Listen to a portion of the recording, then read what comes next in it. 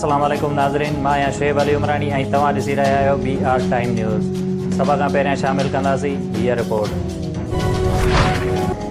वालारियल कश्मीर जे हुरियत अॻवान सैयद अली गीलानीअ जे पाकिस्तान जे क़ौमी झंडे में तदफ़ीन। समूरी उमिरि भारतीय फ़ौज जूं सख़्तियूं बर्दाश्त कंदड़ हुरियत अॻवान जे मड़ खे भारतीय फ़ौज हिरासत में वठी ज़बरदस्ती दफ़नाए छॾियो। अली गीलानीअ जे लाॾाणे ते अवाम खे रोकण लाइ वादीअ में कर्फ्यू लागू कई वई। हुरियत अॻवान अली गीलानीअ जे लाॾाणे जे मौक़े ते पाकिस्तान में सोग। क़ौमी झंडो बि नोवेल रहियो। सदर आरिफ अलवी, वज़ीर आज़म Imran Khan, army chief general Qamar Javed Bajwa, अॻूणो सदर आसिफ अली ज़रदारी ऐं ॿियनि पारां सैयद अली गीलानीअ जे लाॾाणे ते ॾुख जो इज़हार। आलमी बिरादरी ऐं वालारियल कश्मीर इंसानी हक़नि जी भञकड़ीअ जो नोटिस वठे। पीपल्स पार्टी चेयरमैन बिलावल भुट्टो ज़रदारी हुरियत अॻवान सैयद अली गीलानीअ जे मड़ खे हिरासत में वठी दफ़नाइण वारे भारतीय फ़ौज जे अमल जी मज़म्मत कंदे चयो आहे त भारत हिकु भेरो ॿीहर दुनिया खे शर्मिंदो कयो आहे। वज़ीर आज़म इमरान ख़ान जी नवाज़ शरीफ़ ते तनक़ीद। सियालकोट खारिया मोटरवे जे पीड़ जे पथर रखण वारे तक़रीब खे ख़िताब कंदे वज़ीर आज़म इमरान ख़ान चयो आहे त रस्तनि ते कमीशन वठी लंदन में फ्लैट न वठंदासीं। असां माज़ीअ जे हुकूमतुनि खां घटि पैसनि ते वधीक रस्ता ठाहिया आहिनि। वफ़ाक़ी हुकूमत अफ़गानिस्तान सां लॻंदड़ चमन बॉर्डर बंदि करे छॾियो।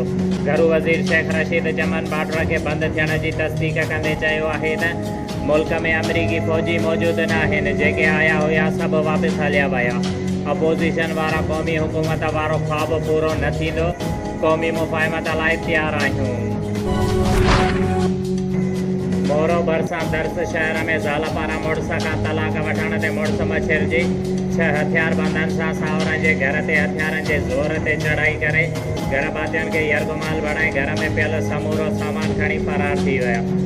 ADNC दर्स थाणे ते रोशन आफ्ताब मेहताब गुलाम हैदर लांगा समेत ॿियनि नामालूम माण्हुनि तां मथां दाख़िल कई वई आहे। दर्स पुलिस पारां जवाबदार गिरफ़्तार न करण ख़िलाफ़ लांगा बिरादरीअ जो ॿारड़नि औरतुनि समेत एहतिजाजी मुज़ाहिरो। उन मौक़े ते जमाल लांगा, मिसमात नज़ीरा, मिसमात ॾाही, नाज़िया ऐं ॿियनि चयो त असां पंहिंजे न्याणी सनम जो रिश्तो रोशन लांगा खे ॾिनो हुयो, पर रोशन असांजे न्याणीअ ते तशदुद कंदे मार कुट कंदो रहंदो हो। असांजी न्याणी असां सां काफ़ी दफ़ा शिकायतूं कयूं। असां रोशन खे सम्झायो पर हू सम्झियो न। उन बजाए असांखे धमकियूं ॾींदो रहियो त उन जो बदसलूकीअ खां तंग थी सनम असां वटि आई, जंहिं ते असां कोरट सगोरीअ जी मार्फत संदसि मुड़ुस खां खेसि तलाक ॾियारी आहे। जंहिं त रोशन लांगा ऐं संदसि माइट असांजे जान जा वेरी बणिजी विया आहिनि ऐं असां मथां केतिरा ई दफ़ा हमला कया आहिनि। ऐं राति देरि सां रोशन आफ्ताब मेहताब गुलाम हैदर लांगा ऐं ॿियनि नामालूम माण्हुनि हथियारनि जे ज़ोर ते असांजे घरनि में दाख़िल थी असां ते तशदुद करे यरगुमाल बणाए असांजे घरनि जो अलव तलव खणी विया आहिनि। जंहिंजी दर्स थाणे ते NC दाख़िल करण बावजूदि दर्स पुलिस जवाबदार खे गिरफ़्तार न पई करे। हुननि chief justice high court, IG Sindh, DIG Shaheed Benazirabad, SSP नुशरफ Firoz, DSP मोरो खां मुतालबो कयो त असांजे घरनि ते चढ़ाई कंदड़नि खे गिरफ़्तार करे असांजो सामान वापसि करायो वञे ऐं इंसाफ़ फ़राहम कयो वञे। डिप्टी कमिश्नर शहीद बेनज़ीराबाद आमिर हुसैन पहवर अॼु पीपल्स मेडिकल अस्पताल नवाबशाह जो दौरो कयो। उन मौक़े ते डिप्टी कमिश्नर अस्पताल जे मुख़्तलिफ़ शोबनि, ट्रामा सेंटर, दिलि जे वार्ड, एमरजेंसी वार्ड, हादसा वार्ड, अल्ट्रासाउंड समेत मुख़्तलिफ़ वार्डनि जो मुआइनो करे अस्पताल में मरीज़नि खे मिलंदड़ सहूलतनि ऐं सफ़ाई सुथराईअ जे इंतिज़ाम जो जाइज़ो वरितो। उन मौक़े ते MS PMC अस्पताल डॉक्टर यार अली जमाली ऐं ॿिया अमलदार साणसि गॾु हुया। 18 ॾींहं अॻु शागिर्द अॻवान ज़ाकिर सैतो खे कराचीअ मां जिबरी तौर खंबे गुम करण वारे अमल ख़िलाफ़ जस्कम जसाब नवाबशाह पारां अॼु 18 ॾींहं ते बि सरफराज़ मेमण, राशिद चांडियल, सैयद नासिर शाह, हनान अब्बासी, संदसि भाउ एडवोकेट साबिर सैतो जी अॻवाणीअ में नवाबशाह प्रेस क्लब आॾो अलामती बुख हड़ताल कंदे एहतिजाजी मुज़ाहिरो कयो वियो।